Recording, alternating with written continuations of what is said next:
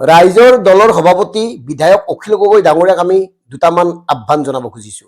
লগতে কংগ্ৰেছৰ ৰকিবুল হুছেইন আৰু প্ৰদ্যুৎ বৰদলৈ ডাঙৰীয়ালৈও আমাৰ দুটা আহ্বান আছে।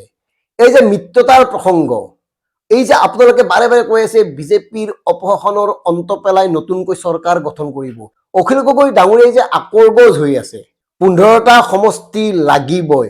আৰু মন কৰক, অখিল গগৈৰ কাৰণে প্ৰতিবাৰে মিত্ৰতাত আউল লাগে, খেলি মেলি হয়। আৰু একাংশই অখিল গগৈ হিমন্ত বিশ্ব শৰ্মা ডাঙৰীয়াই ব্যৱহাৰ কৰি থকা বুলিও চৰ্চা কৰে বা অভিযোগ উত্থাপন কৰে। কোনে কাৰ হৈ ব্যৱহাৰ হৈ আছে সেই কথাবোৰ আমাৰ বৰ বিশেষ গুৰুত্বপূৰ্ণ নহয়, কিন্তু আমি ক'ব খোজা কথাটো হ'ল, সঁচাকৈ যদি আপোনালোকে পৰিৱৰ্তন বিচাৰিছে, সঁচাকৈ যদি আপোনালোকে মিত্ৰতা বিচাৰিছে, তেতিয়াহ'লে 100% বাস্তৱমুখী হওক, বাস্তৱ চিন্তাৰ বাস্তৱ ভেটিৰ আধাৰত কথাবোৰ আগবঢ়াই লৈ যাওক। এতিয়া অখিল গগৈ ডাঙৰীয়া চাওক, আপুনি বিগত নিৰ্বাচনত জেলত থাকি জিকিছিল। আপোনাৰ নেতৃত্বত ৰাইজৰ দলে ঠন ধৰি উঠিছে। ৰাইজৰ দলৰ এগৰাকী বিধায়ক, নতুনকৈ বেলেগ দলৰ পৰা দুগৰাকী বিধায়ক আহিল যদিও ৰাইজৰ দলৰ বিধায়ক হিচাপে আপুনি একমাত্ৰ বিধায়ক। গতিকে এইবাৰ যিহেতুকে আপোনালোকৰ দ্বিতীয়টো নিৰ্বাচন হ'ব, গতিকে আপোনালোকৰ দলৰ পৰা 5জন বিধায়ক আনক। আৰু সেই 5জন বিধায়ক ক'ৰ পৰা আহিব, 5টা সমষ্টি কি হ'ব তাক লৈহে চিন্তা কৰক। মিত্ৰতাৰ খাতিৰত হয়তো 5ৰ পৰা 10লৈ আগবাঢ়িব পাৰে।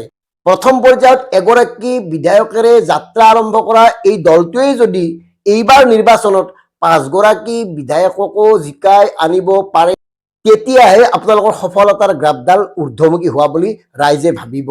আৰু যিকেইটা সমষ্টিক লৈ আপোনালোক নিশ্চিত, সেই সমষ্টিকেইটাৰ দাবী কৰক।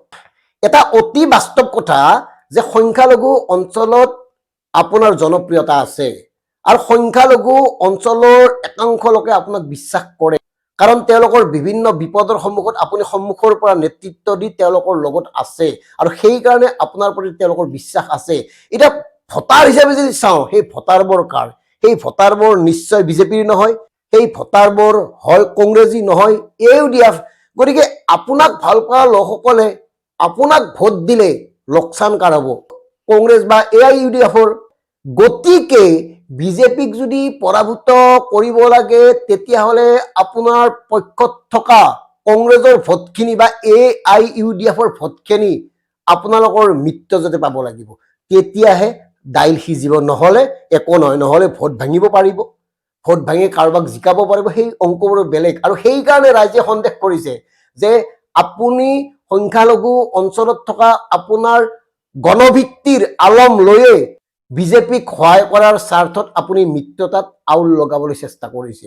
আৰু যদি এই কথাটো নহয়, এই কথা যদি মিছা, এৰি দিয়ক।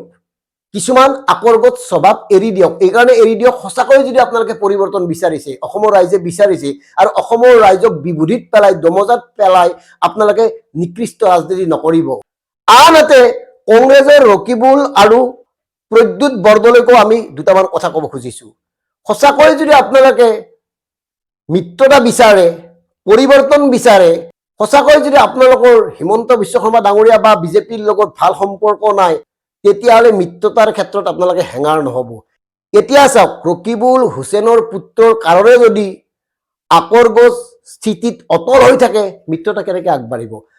আনহাতে মাৰ্ঘেৰিটা সমষ্টিত প্ৰদ্যুৎ বৰদলৈৰ পুত্ৰই টিকট পোৱাৰ স্বাৰ্থত মাৰ্ঘেৰিটাৰ সমষ্টিত বুজাবুজিত খেলি মেলি হয়, তেতিয়াহ'লে দায়ী প্ৰদ্যুৎ বৰদলৈ। গতিকে এই আশাবোৰ বাদ দিয়ক। আপোনালোকৰ সন্তানক চিনাকি কৰি দিয়াৰ নামত মিত্ৰতাত আউল নলগাব, কাৰণ এয়া আউল লগোৱাৰ সময় নহয়। এই কথাবোৰ আপোনালোকে অনুধাৱন কৰক, এই কথাবোৰ আপোনালোকে বুজি লওক। এই কথাবোৰ আপোনালোকে যিমানেই হৃদয়ংগম কৰিব, সিমানেই অসমৰ জনতাৰ কাৰণে মংগল হ'ব। গতিকে কংগ্ৰেছত যিসকল লোকে পৰিয়ালকেন্দ্ৰিক ৰাজনীতিক লৈ ব্যস্ত হৈ আছে, তেওঁলোকে এই কথাবোৰ পৰিহাৰ কৰক। আৰু বিশেষকৈ পৰিয়ালকেন্দ্ৰিক ৰাজনীতিৰ ক্ষেত্ৰত ৰকিবুল হুছেইন আৰু প্ৰদ্যুৎ বৰদলৈৰ নামটো এইকাৰণে লৈছো, তেওঁলোকৰ ল'ৰাকেইটাৰ নাম বৰ্তমান চৰ্চাত আছে। সেইকাৰণে এই কথাবোৰ আমি আপোনালোকক উনুকিয়াই দিছো। বাকী আপোনালোকৰ কথা, কাৰণ ৰাজনীতিত জনতাৰ কথা কিমান গুৰুত্বপূৰ্ণ সেয়া নতুনকৈ কোৱাৰ প্ৰয়োজন নাই। কেৱল আপোনালোকে যে নিজৰ কাৰণে চিন্তা কৰে, বাৰে বাৰে প্ৰমাণ হৈ আহিছে। গতিকে কথাবোৰ জনালো, বাকী বিবেচনা আপোনালোকৰ। সাধাৰণ জনতাৰ চিন্তা কোনে কৰিব, কেনেকৈ কৰিব, সাধাৰণ জনতাক কোনে নেতৃত্ব দিব, সেয়াও এটা ডাঙৰ প্ৰশ্ন। কাৰণ সাধাৰণ জনতাৰ বেছিভাগেই এতিয়া টকাৰ কাৰণে মূল্যবোধ বিক্ৰী কৰিবলৈ প্ৰস্তুত।